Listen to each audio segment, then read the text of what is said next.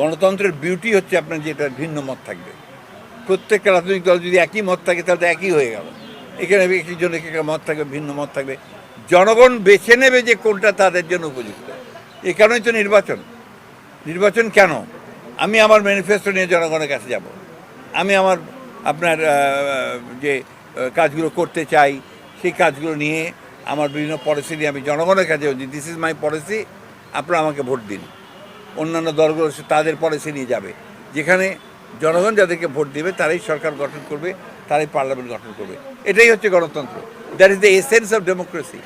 আমাদের দেশে British period থেকেই আপনার যেটাকে আমরা বলি যে পার্লামেন্টারি ফর্ম অফ গভর্নমেন্ট এবং আপনার Westminster type of government follow করা হয়, গণতন্ত্র ফলো করা হয়। সেইটাই আপনার ধারাবাহিকতা আমাদেরকে চলে আসছে। এটাতেই আমরা ইউজড, আমাদেরটা সেভাবে ইউজ। সেইখানে কিছু সংস্কার তো প্রয়োজন হবেই, সবখানেই প্রয়োজন। সংস্কার হবে, সংস্কার যখন হয় তখন হবে। এখানে সংস্কারের সঙ্গে নির্বাচনের কোনো পার্থক্য নেই।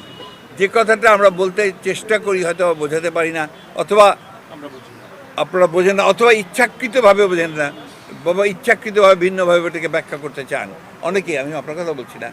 সেই জায়গাগুলোই সমস্যা।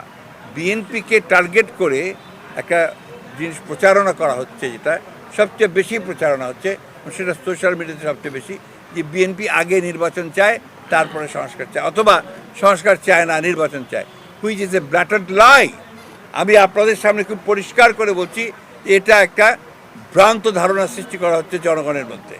আমরা বারবার করে এই কথাটাই বলছি যে আমরাই তো সংস্কারের প্রবক্তা, আমরাই সংস্কার চেয়েছি। আমরা আমাদের 31 দফা যেটা দিয়েছি, একটা দেখবেন না গভর্নমেন্টের যে সংস্কার প্রস্তাব আছে তার সঙ্গে কোনো অমিল আছে। হ্যাঁ, কতগুলো বিষয় আছে সংবিধানের সংস্কারের ব্যাপারে, সেখানে আমরা সুস্পষ্টভাবে আমাদের মতামত আমরা দিয়েছি। কতগুলো বিষয় আছে যেগুলো মীমাংসিত, সেই বিষয়গুলোতে আমরা হাত দিতে চাই না।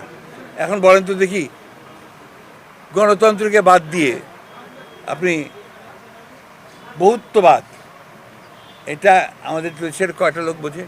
আপনারাই বলেন। বহুত্ববাদ বলতে মাল্টিল্যাটারালিজম, তাই না? তো কয়টা লোক বোঝে? কয়টা লোক আপনার ইলিনয়েস ইউনিভার্সিটি থেকে পিএইচডি করে এসছে? বলেন আমাকে। সংস্কার কারা করছে? রিফর্মগুলো কারা আনছে? What connections they have got with the people? এই দেশের জনগণের সঙ্গে সম্পর্ক কাদের? রাজনৈতিক দলগুলো, তাই না? সেটা আপনি জামাত হোক, বিএনপি হোক, আওয়ামী লীগ হোক, জাতীয় পার্টি হোক, জাকের পার্টি হোক, আপনার ওই সিপিসি হোক, নতুন ছাত্র সংগঠনতে তারাই হোক, তাদের সম্পর্ক জনগণের সঙ্গে। আর যারা এসছেন সংস্কারে, খুব জ্ঞানী মানুষ, পণ্ডিত লোক, বিশাল বিশাল ইউনিভার্সিটি থেকে ডিগ্রি করে এসছেন, তারা দিচ্ছে, তাদেরকে আমরা শ্রদ্ধাও করি, সম্মানও করি। কিন্তু তারা যদি জনগণের বাইরে গিয়ে কিছু করেন, সরি টু সে, আমরা সেটাকে সমর্থন করতে পারবো না।